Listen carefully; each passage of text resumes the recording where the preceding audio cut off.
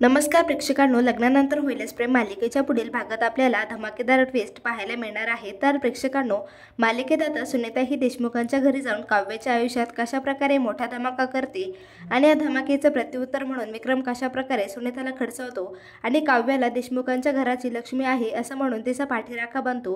तर या सगळ्यामध्ये मानिनी ही काव्याच्या बाजूने कशा प्रकारे उभी असते हे सगळं आपण या व्हिडिओमध्ये बघणार आहोत। तर प्रेक्षकांनो, व्हिडिओ पूर्ण बघा आणि आवडल्यास लाईक करून चॅनलला सबस्क्राइब करा। तर प्रेक्षकांनो, आपण मालिकेत बघितलंच होतं की सुनीता ही काव्याच्या चांगलेच हातपाय धुवून मागे लागली होती।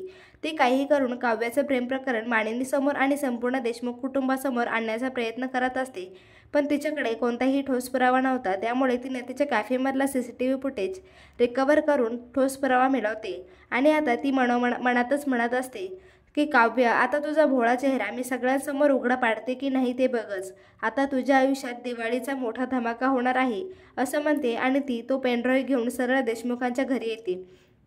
तिला बघताच काव्याला पुन्हा एकदा टेन्शन आलं होतं। या सुनीता काकू पुन्हा माझ्यामध्ये आणि मानिनी काकूमध्ये गैरसमज निर्माण करून जायला नको। त्या येतात, गैरसमज करून देतात आणि निघून जातात, पण तो निस्तरायला तर आम्हालाच लागतो असंच आता काव्याच्या मनामध्ये चालू असतं। तर मानिनी खुश झालेली असते कारण सुनीता ही तिची मैत्रीण असते। तर दिवाळी असल्यामुळे घरामध्ये सगळीकडे झगमगाट होतात, लाइटिंग लावलेली असते, दिवे लावलेले असतात। तेव्हा आता सुनीता मानिनीला म्हणते, किती छान सजवलंय ग घर। तेव्हा मानिनी काव्याकडे बघून म्हणते माझ्या लक्ष्मीने संपूर्ण घर दिव्याच्या प्रकाशाने उजळून टाकलं आहे। तेव्हा आता सुनीता मोठ्या तोऱ्यातच म्हणते की तुझी याच लक्ष्मीने काय दिवे लावले आहे तेही जरा बघ। या पेनड्राईव्हमध्ये काव्य आणि त्या मुलाची व्हिडिओ आहे तूच बघून ठरव कोण लक्ष्मी आहे आणि कोण खरं आहे ते। हे ऐकताच विक्रमला खूपच राग येतो। तो मानिनीकडे बघतच असतो की ती मानिनी सुनीताला यावर काय उत्तर देते, पण मानिनी मात्र शांतच असते। हे बघून विक्रमला अजूनच राग येतो। विक्रम सुनीताला म्हणतो, तुम्ही दिवाळीला आला आहात ना, मग दिवाळीचा फराळ खा, मैत्रिणीसोबत मजा मस्ती करा, गप्पा मारा। तुम्ही ते सोडून आमच्या घरातील पर्सनल गोष्टीचा इतका विचार नव्हता करायला पाहिजे। तुम्ही जो हा पेनड्राईव्ह आणला आहे ना, तो आम्हाला बघायची इच्छा नाहीये। तुम्ही आणलेला तो पेनड्राईव्हमधील व्हिडिओ बघितला तर आम्ही आमच्या स्वतःच्या सुनेवर अविश्वास दाखवतोय असं होईल आणि आम्हाला काव्यावर पूर्ण विश्वास आहे।